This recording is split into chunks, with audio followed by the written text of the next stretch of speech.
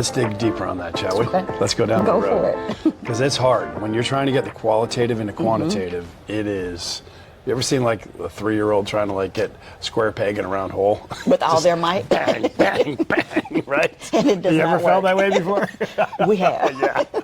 It's hard work. Yes. It's really hard work. It is. So tell me, what have you learned from that and how have you improved? Maybe give me an example of something. So one of the things we sound like after talking to our clients and looking at the field over the last couple of years, we always include metrics in our plans because, like I said, they're action focused. So they're not meant for us to write and then sit on the shelf. They're meant for our clients and communities to take them and implement them and put them to work. But one of the things you also want to do when you're doing work is to measure how well you're doing and have checkpoints where you know, am I really hitting the target that I want?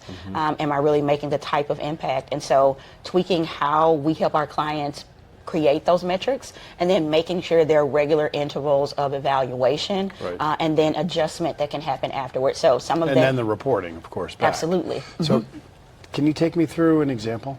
Yes. So one of the ways I say that we have like tiers of services. So one example is the plans that we do to help with holistic development in communities. So those go through a research When you process. say holistic development, define that first. Yes, so that's one, including those 3 groups that I talked about, those who live there, those who want to come back, and then those who are new to the area, making sure they're all incorporated as well, and then looking at the different challenges and opportunities and assets that exist in the community.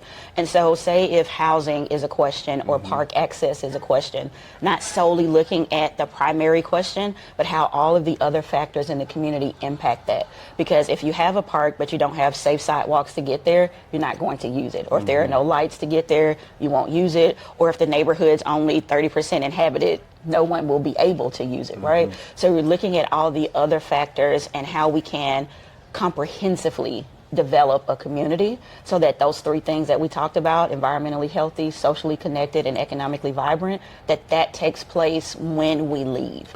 So you have those 3 pillars of which then you drill down, I would imagine, into metrics. Yes. Some more empirical, some more qualitative. Yes. That's a lot of hard work. It is, and they're in phases. So we do the research, engagement, report writing. Metrics are included in that portion, and then behind that is evaluation. So at 6 months or a year, we come back and say, this is what we've seen, this is the data that's been captured, this is how well you're doing at reaching that goal. Here are ways that you can improve, or here are ways that you can multiply that existing impact that's doing well. And to help them do that and realize it won't happen in 6 months. Like, these are plans that are meant to be implemented over time. Expectations. And Absolutely. I would imagine that, you know, in the world of money, let's follow the money for a bit, shall we? Does it have anything to do with this? A little bit. Let's follow the money. All right.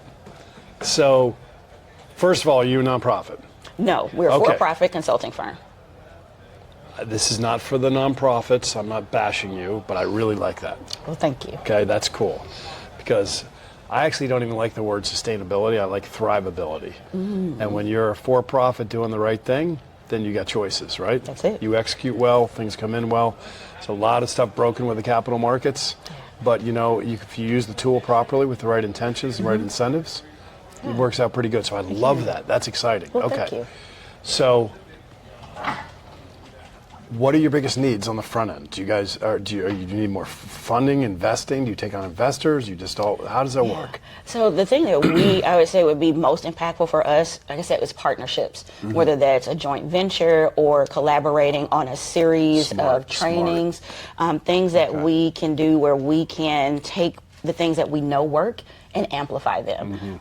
One thing that we've realized is that we can make an impact, and we have, but there's only so much one firm can do on its own. And so being able to take the message, the trainings that we have nationwide or to other areas that have a greater need and may not have the same level of expertise, and partnering with someone that either has those relationships or capital to help expand the resources that we offer now would be a great way, or creating something together that combines what our goals are as far as impact and helping move those 3 pillars forward, and another partner who has the same desires but maybe not the expertise, but they have the funding, where we can come together and do it. So again, we're not both trying to do it independently, but we can have that common goal and reach it together and use our different assets to push it forward.